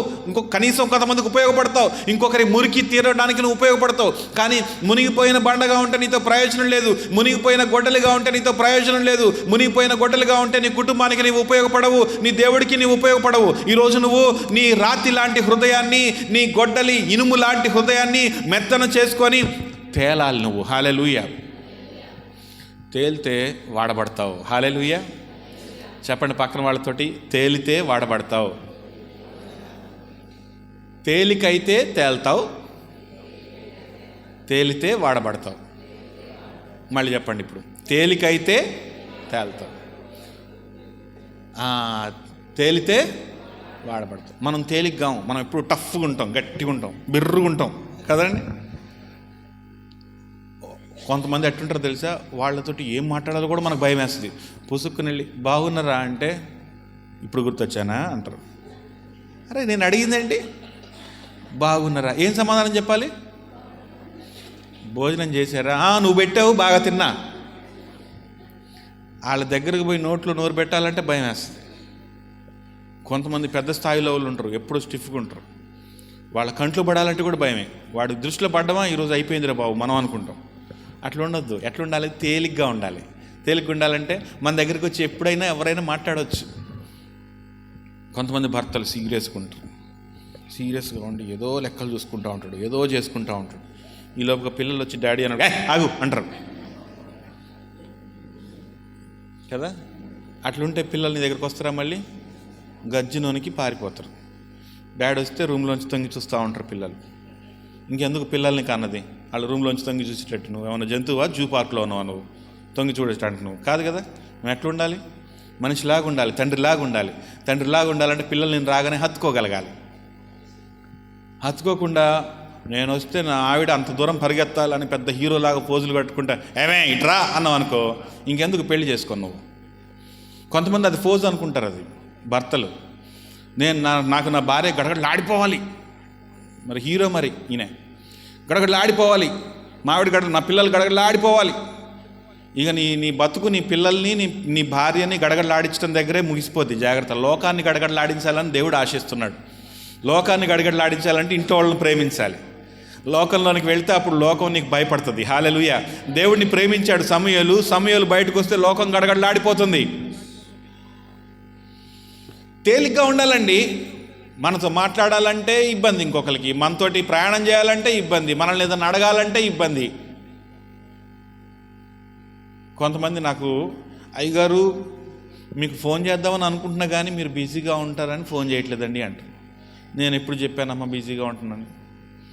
నాకు ఎవరు ఫోన్ చేయట్లేదని నేను చూస్తున్నా. అందరు భలే తప్పించుకుంటారు కదా. పెద్ద ప్రేమ ఉన్నట్టు అయ్యగారు మీకు ఫోన్ చేద్దామని మీరు చాలా బిజీగా ఉంటారు కదండి, చాలా ప్రార్థనలకు వెళ్తూ ఉంటారు కదా. నువ్వు ఫోన్ చేయమ్మా, మిస్డ్ కాల్ అన్నా కనపడుతుంది కదా. ఈవిడ నాకు ఫోన్ చేసింది కదా అని అమ్మ ఎందుకు ఫోన్ చేశారని మళ్ళీ చేస్తాను కదా. చెయ్యరు వీళ్ళు. ఒక ఆవిడ ఎప్పుడు చూడండి, నేను చర్చికి వెళ్ళినా ఫస్ట్ కొన్ని రోజులు మీరు మా ఇంటికి రండి అన్నది. వస్తానమ్మా కానీ ఏదైనా ప్రేయర్ పెట్టుకొని పిలవండి వస్తా అని చెప్పాను. అంటే మళ్ళీ 2 సార్లు అదే క్వశ్చన్ అడిగింది. మా ఇంటికి రండి అన్నది. తప్పకుండా వస్తాను కానీ అట్లాగే ఎప్పుడు పడితే అప్పుడు రావడానికి కుదరదు. పోనీ ఎప్పుడు రావాలో చెప్పండి, పలానా రోజు పలానా టైంకి రండి అంటే నేను వస్తా. అంటే ఆమె కనపడించినప్పుడు అది అలవాటు అనమాట. కనపడగానే మా ఇంటికి రండి అని అడగటం అలవాటు. అయితే ఇంక కొన్ని రోజులు అయిన తర్వాత ఆమె ఏం మొదలుపెట్టిందంటే ఇంక మీరు మా ఇంటికి రారుగా అంట మొదలుపెట్టింది. ఓరిని ఇదేంద్రా బాబు అనుకున్నాను. అంటే వస్తానండి అని ఓపిక అప్పటికి కూడా. అంటే మళ్ళీ నెక్స్ట్ టైం ఇంకా మరి మా ఇంటికి రాకండి లేండి, మీరు రమ్మని చెప్పట్లేదు రాకండి అంటారు. ఏంటంటే నేను ఎప్పుడు చెప్తూనే ఉన్నా మిమ్మల్ని రమ్మని. అంటే సరే ఈసారి వస్తాను, మీరు ఎప్పుడు రావాలో చెప్పండి అంటే చెప్తానండి అంటది. ఆమె చెప్పదు. ఒకరోజు ఇట్లనే నాకు కోపం వచ్చింది. వచ్చి మా ఇంటికి రాకండి అంటే, లేదు ఇప్పుడు వద్దాం అనుకుంటున్నాం, మీ ఇంటికి వెళ్దాం పదండి అన్న. అంటే వస్తారా మీరు నిజంగా అన్నది. అంటే వస్తాను, ఇప్పుడు ఫ్రీగా ఉంది, చర్చ అయిపోయింది, ఇప్పుడు ఏం లేదు, మీరు పెడితే భోజనం కూడా చేస్తాం మీ ఇంట్లో అని చెప్పాను. ఇట్లనే చెప్పాను, మీరు పెడితే భోజనం చేస్తా, లేదు టీ ఇస్తే టీ తాగి వెళ్తాను, వస్తాను, ప్రేయర్ చేస్తాను, పదండి మేము బయలుదేరుతాను, మీరు బయలుదేరండి, మీ వెనకాల వచ్చేస్తాం అన్న. వస్తారా నిజంగా అన్నది. నిజంగా వస్తాను. ఇప్పుడు మా ఇంట్లో చుట్టాలు ఉన్నారండి, మళ్ళీ చెప్తాను నేను అన్నది. ఇప్పటివరకు మళ్ళీ రాలే, ఇప్పుడు నన్ను చూస్తే ఆమె పారిపోతుంది. ఈజీగా ఉండటం నేర్చుకోవాలి. I want to be easy. నేను సులభంగా ఉండాలనుకుంటాను. ఏదో గొప్పగా ఈయన వచ్చాడు, ఈయన వస్తే మనం లేచి నిలబడాలి, ఈయన వస్తే ప్రైజ్ లాట్ చెప్పాలి, ఈయన వస్తే మనం ఈయనకి బ్రహ్మరథం పట్టాలి, అది చేయాలి, ఇది చేయాలి, అట్లా ఉండేటటువంటి లైఫ్ స్టైల్ కాదు పాస్టర్ గారిది. పాస్టర్ గారి దగ్గరికి ఎప్పుడైనా వెళ్ళొచ్చు, పాస్టర్ గారితో ఎప్పుడైనా మాట్లాడవచ్చు, పాస్టర్ గారికి ఎప్పుడైనా ఫోన్ చేయొచ్చు. ఎందుకంటే పాస్టర్ పనే మీకు పని చేయటం. హల్లెలూయా. మీరు కూడా మీ పాస్టర్ గారికి అట్లనే చెప్తారని నాకు తెలుసు, నాకు అర్థమైంది. కొంతమంది చేస్తారు, కానీ కొంతమంది మాత్రం పాస్టర్ గారు 6 నెలలు కనపడకపోతే 6 నెలలు ఏం తెలవనట్టే ఉంటారు. 6 నెలల తర్వాత పాస్టర్ గారు వస్తే, పాస్టర్ గారు ఎలా ఉన్నారండి, మీరు రోజు మీ గురించే మాట్లాడుకుంటాం. రోజు మాట్లాడకపోతే ఒక్కరోజు పాస్టర్ గారితో మాట్లాడవచ్చుగా. అది ఎక్కడ పడను, అక్కడ మనము తేలాలి. మనం సులభంగా ఉండాలి, తేలిక ఇవ్వాలి. తేలికైతే అందరికీ దగ్గర అవుతాం. హల్లెలూయా. తేలికైతే అందరు మన దగ్గరికి రాగలుగుతారు. యేసుక్రీస్తు ఎంత ఈజీగా ఉన్నాడు తెలుసా? ఆయన అందరితో కలిసే ప్రయాణించాడు. అందరితో కలిసే ఆయన రూమ్లో ఉండి ముందు బయట ఒక 10 మందిని కాపలా పెట్టి, ఆ తర్వాత ఇంకో 10 మందిని పెట్టి, ఆయన ఇప్పుడు బిజీగా ఉన్నాడు, ఆయన ఇప్పుడు పడుకున్నాడు, ఆయన ఇప్పుడు అన్నం తింటున్నాడు అని చెప్పించాడు. అంటే ఎవరితో చెప్పించలేదు. ఎప్పుడు ఎవరు కలుస్తానంటే వాళ్ళకి దొరికాడు. నికోదేము మధ్యాహ్నం పూట వస్తే నికోదేము కలిశాడు. ఆఖరికి సిలువలో వేలాడుతూ బాగా భగభగ మంట, చేతుల్లో మేకులు గుచ్చుకుంటే హాయిగా ఉంటుందా అండి మీకు ఎప్పుడన్నా? లేదు, ఏలాడుతోంది, కాళ్ళలో మేకులు, ఒకవైపు తలపై ముళ్ళ కిరీటం, ఒంటి నిండా గాయాలు, రాత్రంతా మొత్తం వీపంతా కూడా దున్ని పడేశారు. ఇదంతా అయిపోయి సిలువలో వేలాడుతుంటే కూడా పక్కన దొంగలు మాట్లాడుకుంటా ఉంటే వాళ్ళతో మాట్లాడుతున్నాడు నా యేసయ్య. హల్లెలూయా. ఈజీ, తేలుతున్నాడు కాబట్టి అందరికీ పనికి వస్తున్నాడు. ఆయన తేలిగ్గా ఉన్నాడు. ఆయన ఎందుకండి ధనవంతుల కుటుంబంలో జన్మించలేదు? పేదవాళ్ళ కుటుంబంలో ఎందుకు జన్మించాడు? తేలిగ్గా ఉండడానికి. ఆయన గొప్పోడిగా జన్మించవచ్చు కదా, కోట్లకు పడగలెత్తి ఉండొచ్చు కదా. కొంతమంది ఉంటారు గొప్ప వాళ్ళు, పెద్ద వాళ్ళు అందరూ మంచి ప్రవచనాలు చెప్తూ ఉంటారు. చేతి నిండా ఉంగరాలు, వజ్రాలు, వైఢూర్యాలు, వాళ్ళ మధ్యలోనే ఉంటారు ఎప్పుడు కూడా. అయితే అలాంటి వాళ్ళ దగ్గరికి వెళ్ళాలంటే అపాయింట్మెంట్లు తీసుకోవాలి. అలాంటి వాళ్ళ దగ్గర ఎమ్మెల్యే రికమెండేషన్లు కావాలి, ఎంపీ గారి రికమెండేషన్లు కావాలి, చీఫ్ మినిస్టర్ గారి రికమెండేషన్లు కావాలి. వాళ్ళు తేలిక లేరండి, వాళ్ళతోటి మనకు పని అవ్వదు. తేలిగ్గా ఉన్నాడు ఒక ఆయన, యేసుక్రీస్తు. ఆయన దగ్గరికి కావాలి. ఆయన ఏమన్నాడు తెలుసా? నేను ఫ్రీగా ఉన్నా, ప్రయాసపడి భారం మోసుకొంచున్న సమస్త జనులారా నా ఎదురు ఫ్రీగా ఉన్న మీతో మాట్లాడడానికి. హల్లెలూయా. నా ఖాళీగా ఉన్న మీ కొరకే నేను వేచి చూస్తున్నాను, మీ గుమ్మం దగ్గరే వేచి చూస్తున్నాను, నువ్వు ఎప్పుడు మాట్లాడతావా అని ఎదురు చూస్తున్నాను. ఈ సృష్టిని అంతటిని సృజించినటువంటి దేవుడు, మనకు సర్వ సంపదలు అనుగ్రహించేటటువంటి దేవుడు, కలెక్టర్లని, డాక్టర్లని, రాజులను నియమించేటటువంటి దేవుడు నీ కోసం వేచి చూస్తున్నాడంటే ఆయన ఎంత తేలిగ్గా ఉన్నాడు. మరి నువ్వెంత తేలిగ్గా ఉండాలి? పక్కన వాళ్ళు నీతో మాట్లాడడానికి ఛాన్స్ లేదు, ఇంకొకరు వచ్చి మీ ఇంట్లో అడుగు పెట్టడానికి ఛాన్స్ లేదు. కొంతమంది ఇళ్లలో పరిస్థితులు ఎటువంటి తెలుసా? భార్య భర్తలు కొట్టుకొని మీ అమ్మ నాన్నలు రావద్దు, మా అమ్మ నాన్నలు రావద్దు, నువ్వు మీ ఇంటికి పోవద్దు, నేను మా ఇంటికి పోను, ఇట్టనే ఉందాం ఎన్ని సంవత్సరాలు అయినా. ఎందుకు ఇంకా బతుకులు? కోపలు, కచ్చ. మా అమ్మోళ్ళని రావద్దు అన్నావు కదా, ఇప్పుడు మీ అమ్మోళ్ళు కూడా రావద్దు. ఇట్లనే వాళ్ళు ఎవరు రాకుండా మీ ఇద్దరు అట్నే మురిగిపోండి. తేలిక ఉండాలి, ఎవరైనా రాగలగాలి మన దగ్గరికి. అది ఎక్కడ పడాను ఈరోజు దేవుడు, అది ఎక్కడ పడానని మాట్లాడుతున్నాడు. ఎక్కడ పడింది మీ జీవితంలో? అట్లాంటి మిస్టేక్స్ ఎక్కడున్నాయి? తేలికవ్వండి. తేలికైతే తేల్తాం, తేలితే దేవుని చేత వాడబడతాం. తేలికైతే తేల్తాం, తేలితే వాడబడతాం. నువ్వు తేలిక కాకపోతే మునిగిపోయే ఉంటావు. మునిగిపోయిన ముసలమ్మతో ఏం పని లేదు మనకి. తేలితే వాడబడతావు. హల్లెలూయా. ఇంకొకటి, ఒక ప్రశ్న. ఏంటి ఆ ప్రశ్న అంటే అది ఎక్కడ పడను. రెండోది ఏంటి తెలుసా అండి? ఒక హెచ్చరిక. ఒకసారి యోహాను సువార్త 8వ అధ్యాయము 6వ వచనం. యోహాను సువార్త 8వ అధ్యాయము 6వ వచనం.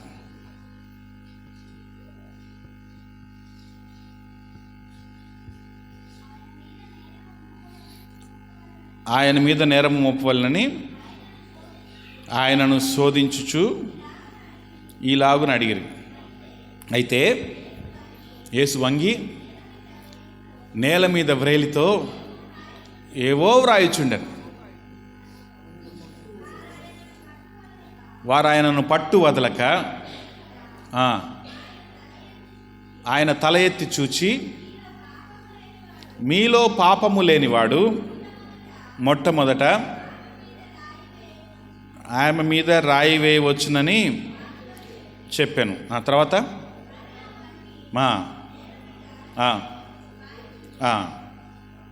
తర్వాత వారు ఆ మాట విని పెద్దవారు మొదలుకొని చిన్నవారు వరకు ఒకని వెంట ఒకడును బయటకు వెళ్ళిరి. యేసు ఒక్కడు మిగిలిన. ఆ స్త్రీ మధ్యన నిలవబడి ఉండాను. యేసు తల ఎత్తి చూచి, అమ్మా ఎక్కడున్నారు వాళ్ళు? ఎవరునూ నీకు శిక్ష విధింపలేదా అని అడిగినప్పుడు ఆమె, లేదు ప్రభువా నేను. అందుకు యేసు, నేనును నీకు శిక్ష విధింపను. హల్లెలూయా. తర్వాత లాస్ట్కి అండి, నీవు వెళ్ళుము, ఇక నువ్వు పాపము చేయకుము. హల్లెలూయా. ఈమె ఒక తప్పు చేసింది, అర్థమైందా? మనకులాగానే తప్పు చేసింది. అయితే మనం దొరకట్లేదు, ఆమె దొరికిపోయింది. ఏం తప్పు చేస్తూ దొరికిపోయింది? వ్యభిచారం చేస్తూ దొరికిపోయింది.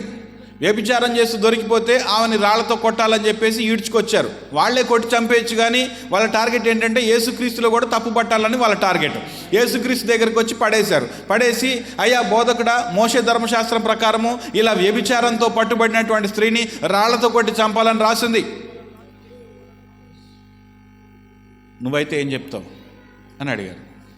నువ్వైతే ఏం చెప్తావు అంటే, ఇప్పుడు దేవుడు యేసుక్రీస్తు ప్రభువు కొట్టేయండి అని అడిగితే ఈయన శాంతి బోధలకి అర్థం లేదు కదా. ఒకరినొకడు క్షమించుకోండి, నిన్ను వాళ్ళని పొరుగు వారిని క్షమించండి అన్న బోధలకు అర్థం లేదు.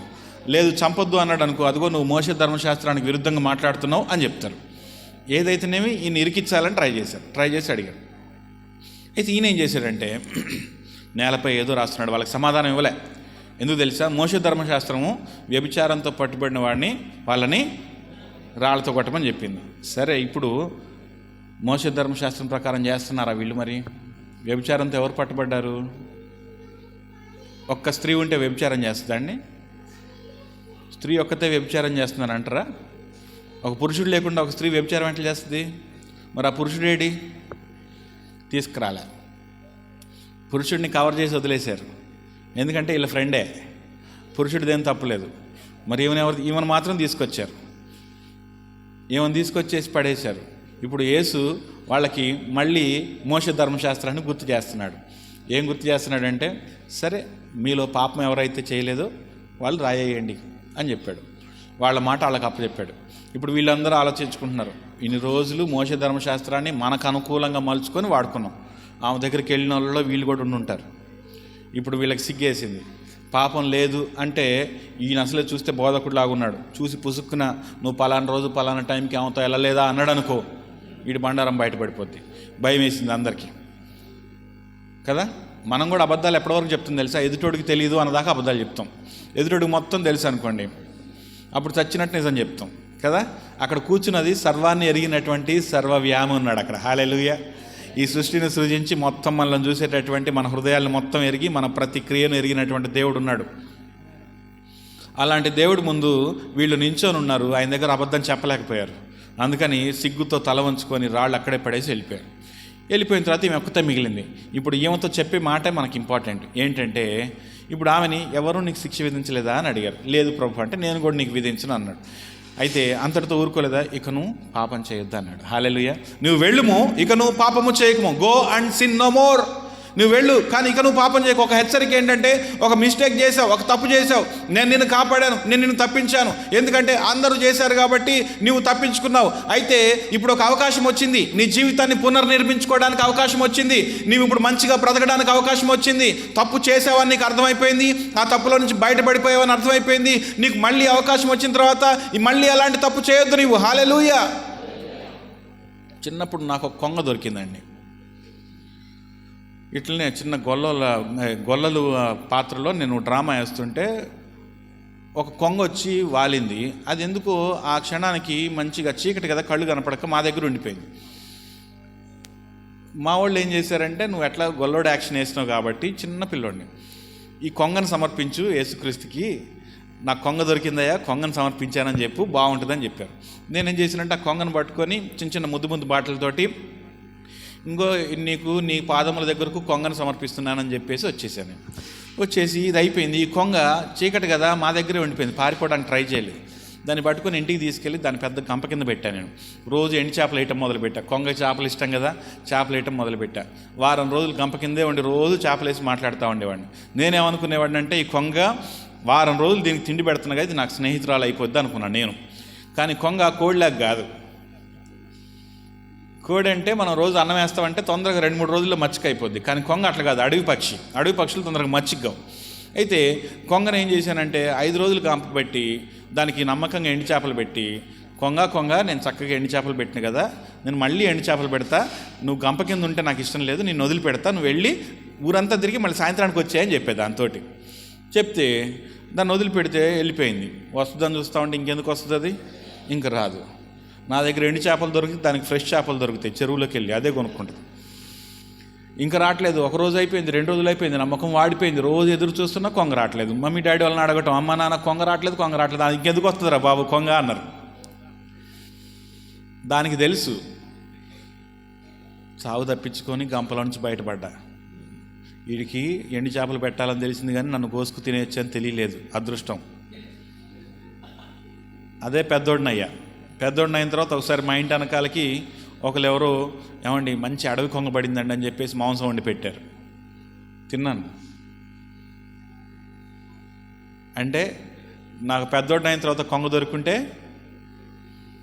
ఏం చేసేవాడిని అంతే మనం కదా. అయితే కొంగకి తెలిసింది ఏంటంటే, వీడు నాకు ఎన్ని ఎండి చేపలు పెట్టినా వీడు మనిషి, వీడికి నాకు కుదరదు. ఒక్క అవకాశం దొరికింది. ఏం అవకాశం అంటే, నన్ను గంపలేపి వదిలేశాడు. ఒక మిస్టేక్ చేశా. ఏంటా మిస్టేకు? రాత్రిపూట మా గ్రూప్తో వెళ్ళిపోకుండా నేను దారి తప్పి వాడి చేతిలో చిక్కిన దాన్ని నాకు మళ్ళీ అవకాశం దొరుకుతుందా అని చూస్తా ఉన్నా. దొరికితే ఇప్పుడు మళ్ళీ నేను వస్తున్నా, మళ్ళీ పోయి గంప కింద చేస్తున్నా. నేను సస్తే చేరను. నేను మళ్ళీ ఆ ఇంటి వైపు కూడా రావద్దు అనుకుంది ఆ కొంగ. మళ్ళీ ఎక్కడికి వెళ్ళిపోయిందో కనపడకుండా వెళ్ళిపోయింది అంతే. ఇంకా కొంగకి తెలుసండి, ఒకసారి దొరికి బయటపడితే మళ్ళీ దొరకొద్దని. మీరు ఎప్పుడైనా ఎలకలను బట్టి ఎలక బోన్లో పడిన తర్వాత దాన్ని బయటకు వదిలిపెడితే అది అంత ఫాస్ట్గా ఉరుగుతుంది చూసిండ్రా? అది మళ్ళీ బోన్లోకి వస్తుందా? ఇంకా రాదు. అది అమ్మ దొరికింది నాకు ఛాన్స్ అనుకొని ఒకటే పరిగెత్తుడు. ఇంకా మనం కూడా అంతే. ఒక మిస్టేక్ చేసాము, తప్పులు చేసాము. అయితే దేవుడు ఏం చేశాడంటే చచ్చిపోకుండా కాపాడాడు మనల్ని. మనము పాడైపోకుండా కాపాడాడు, మన పరువు పోకుండా కాపాడాడు. అయితే మనం ఏం చేయాలి తెలుసా? ఇప్పుడు దేవుడు ఏమంటున్నాడో తెలుసా? నిన్ను విడిచిపెట్టాను, నువ్వు బయటపడకుండా, నీ పరువు పోకుండా, నువ్వు అందరి దగ్గర దొరికిపోకుండా నేను కాపాడాను. అయితే నువ్వేం చేస్తావు అంటే వెళ్ళిపోగాని ఇంకెప్పుడు చేయకు. హల్లెలూయా.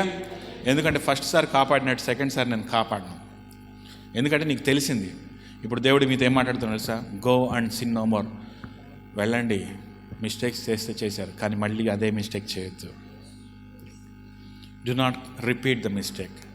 If you repeat the mistake, committing mistake will become your habit.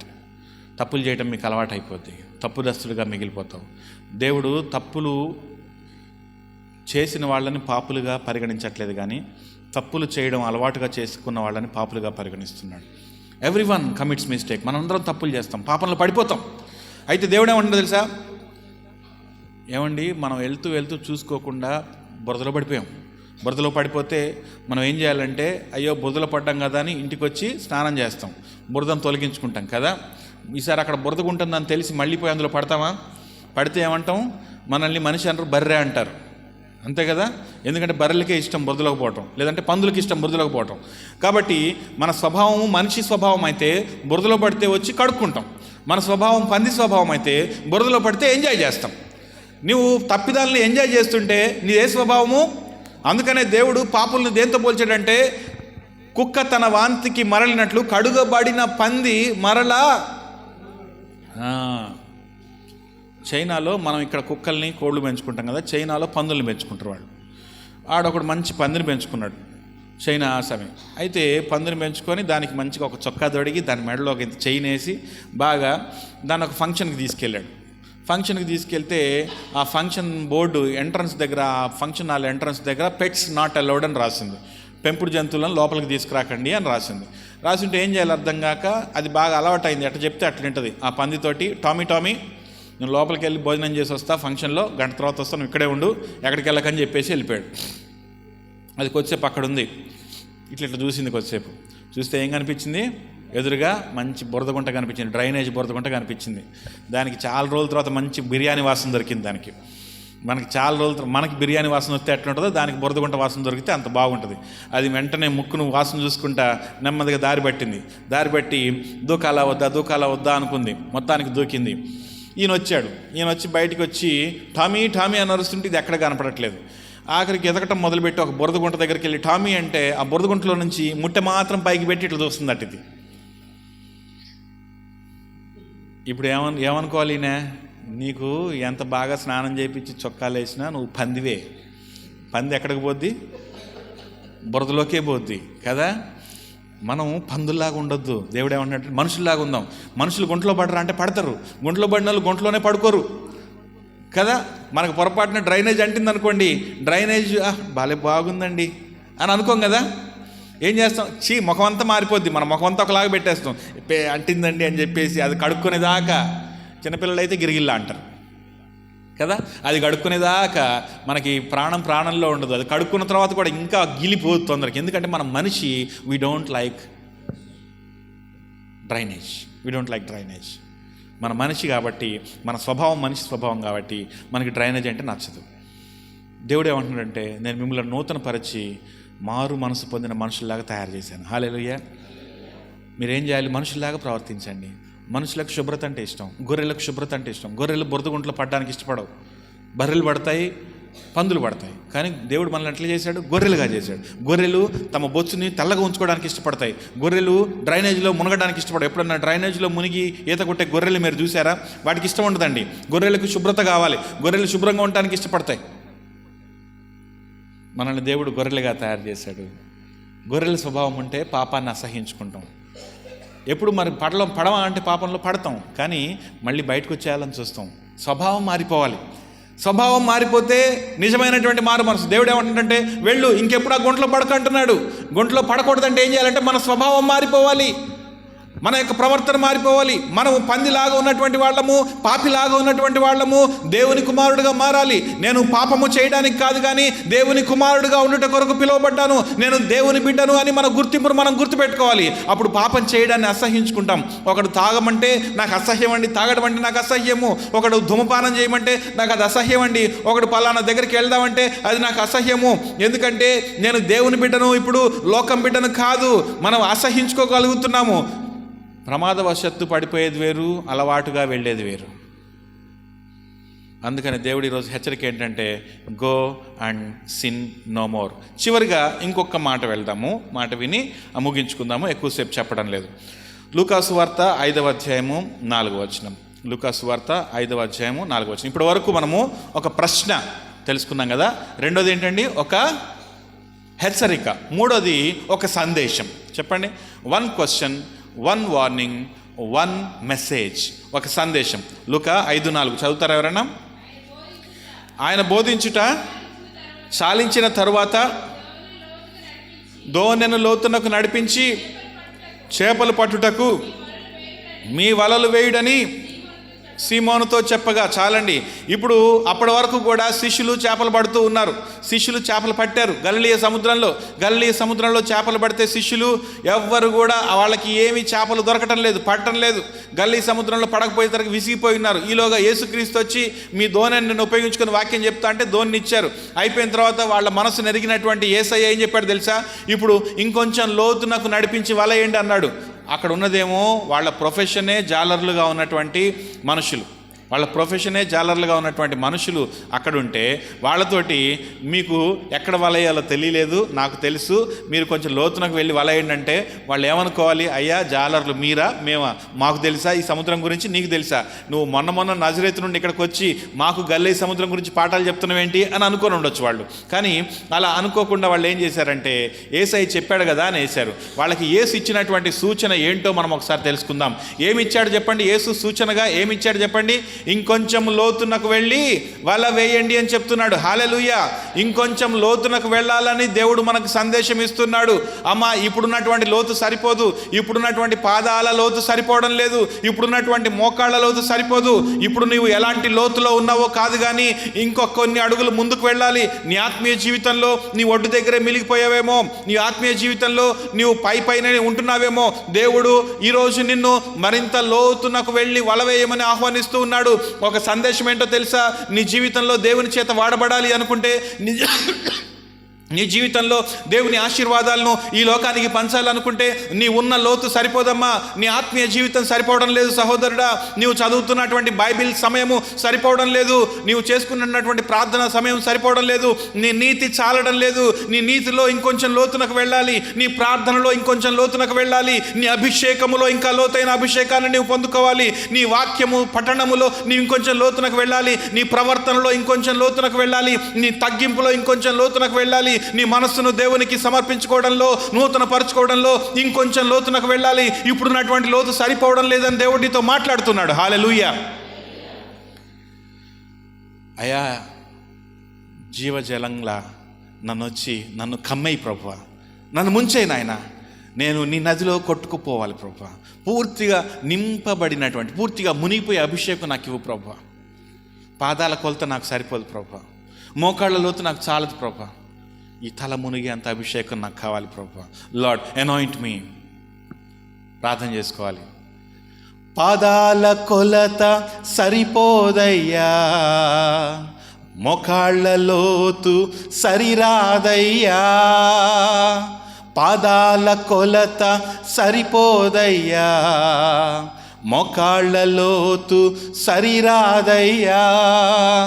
ఈ తల మునిగి లేవాలయ్యా, ఈ తల మునిగి లేవాలయ్యా.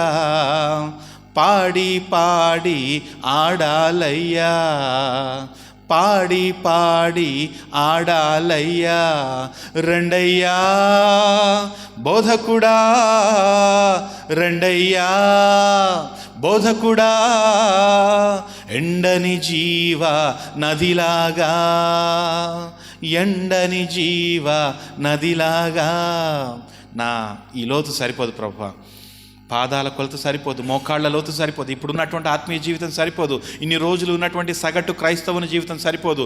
నేను నీ కొరకు వాడబడాలి. నేను చిన్న ఉద్యోగం చేస్తూ ఉండొచ్చు, నేను చదువు రాని దాన్ని కావచ్చు, లేదంటే నేను చిన్న పని చేస్తూ ఉండొచ్చు, నేను చిన్న స్థాయిలో ఉండొచ్చు, చిన్న స్థానంలో ఉండొచ్చు, పల్లెటూరులో ఉండొచ్చు, కానీ నీ అభిషేకం నాకు కావాలి ప్రభువా. నేను నీ చేతిలో వాడబడాలి ప్రభువా. నా నోటికి నీ మాటలు అందిస్తే, అయ్యా ప్రభువా, నత్తివాడైనటువంటి మోషే నోటిలో నీ మాటలుంచి వాడుకోలేదా ప్రభువా? మంద కాస్తున్నటువంటి ఆమోసును, మేడి పండ్లు ఏరుకునేటటువంటి ఆమోసును నీ కొరకు ప్రవక్తగా వాడుకోలేదా ప్రభువా? చిన్నవాడైనటువంటి సమూయేలును వాడుకోలేదా ప్రభువా? నన్ను వాడుకోనాయన. మోయాబీయురాలైనటువంటి రూతుని నీవు వాడుకోలేదా ప్రభువా? నన్ను వాడుకో ప్రభువా. ఎక్కడో నీ అన్యురాలైనటువంటి రూతును వాడుకున్నటువంటి నీవు ఈరోజు నన్ను వాడుకోవడానికి సమర్థుడమైనటువంటి దేవుడవు. నన్ను పాదాల కొలత కాదు ప్రభువా, ఈ తల మీద నుండి నడినెత్తి నుండి అరికాలు వరకు నీ అభిషేకంతో నింపు ప్రభువా అని ప్రార్థన చేసుకోవాలి.